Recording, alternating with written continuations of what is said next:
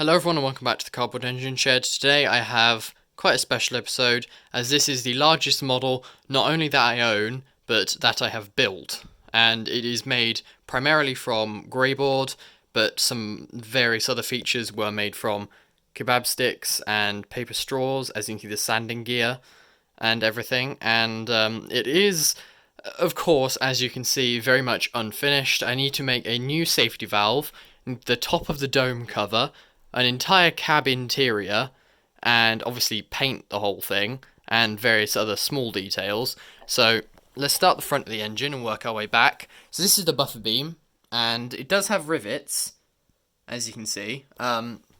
This was the first part of the engine that I started, and the buffers are not sprung, sadly, but it does have the running number, which is very poorly painted on, but at least you can tell what it says. It does, of course, have a chain link coupling, as you can see just here. And the front buffer beam is gloss paint, and most of the other engine, all the black components, are matte paint, acrylic paint. And the problem with acrylic paint is because it's water-based, when you apply it to the material, like this is greyboard, so the water in the paint makes it damp, and therefore the greyboard warps, and then when it dries, it stays like that. So once it's dried, you have to leave it for a while with some kind of weight on it to straighten it all out, and so that is quite a big issue.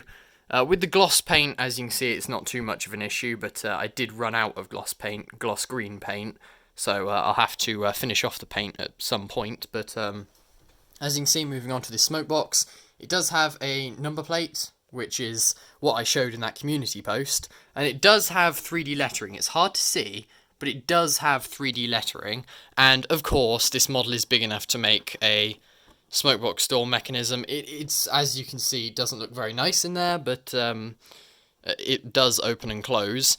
The chimney is not great, as well as most of the components are very either inaccurate or very unprecise. But one important thing I need to sort of mention about this engine is it is and was very much a test model, just to see, is it possible to make an engine this large? This model was just a test, like I said, to just see if this is a viable, model to build, as in, can I build large models? And yes, I can. So I am planning to build one more larger engine. Of course, it is static, which is, to be honest, to be expected. I have tried to make moving engines at this scale before, but it just never worked out, mainly because of the wheels, and also it's just it would be really unreliable and would not run well at all, because it would it would use a crazy amount of materials to make the wheels, and the wheels would not be able to support the weight of the engine. And another thing is, because it's so large, it needs it needs all of its wheels on the ground or on a hard surface, or else it can be quite badly damaged, as if some of the engine is unsupported, it could warp or bend if it's not supported. And as you can see, it does need a new set of rear wheels. These wheels are too small, so I've got a piece of wood that's just supporting them for now. But one thing which would make it very difficult to make it a moving engine, you see, if I just lift up the front buffer beam, you can see, it's hard to see on camera, to be honest, but you can see how much the rest of the engine warps. Like, the rear wheels stay on the ground.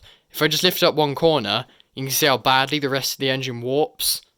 So, an engine this size, and considering a 1400, is not a very large locomotive. So if I wanted to build anything bigger, that problem would be even worse. So it would be near impossible to make a moving engine of this size. And like I said, I have tried making smaller 7¼ inch gauge moving engines. I tried to build a tug, which is, well, I believe that's what it's called, which is an 040 locomotive, which is considerably smaller than the 1400, but the wheels just can't really support the weight of the engine. So that's one of the big drawbacks. But I suppose in the future it might be possible, but for now it's really not a viable option, because like I said, the engine is probably not strong enough to support moving components. So the whole thing would either collapse or not be able to stay standing upright for very long before it collapses. Moving on to some smaller details, I suppose.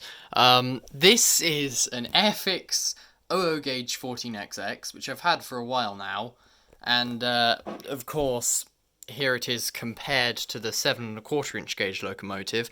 I do believe I have got the scale, the size right. I do believe it's the right size, but just some of the proportions are off. Like, for example, the boiler is, I think, a bit too wide in diameter. Well, no. In diameter, it is too big, is what I meant to say. And, like I said, still a work in progress.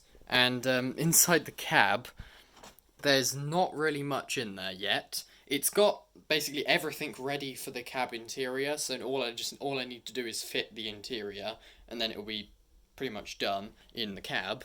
But of course, I'm going to still have to spend a fortune on paint. The front rear buffer beam isn't painted, and obviously the entire cab, boiler, firebox, cab interior, and the other water tanks have not been painted yet. So yes, there is still a lot to do, but please do tell me your opinions on this model in the comments, just so I know, do you like this larger building style, and would you like to see more engines built in this scale? So I don't really think there's much else to say at the moment. I'll keep you updated on my community tabs with progress of the engine, but other than that, I hope you enjoyed, and thanks for watching.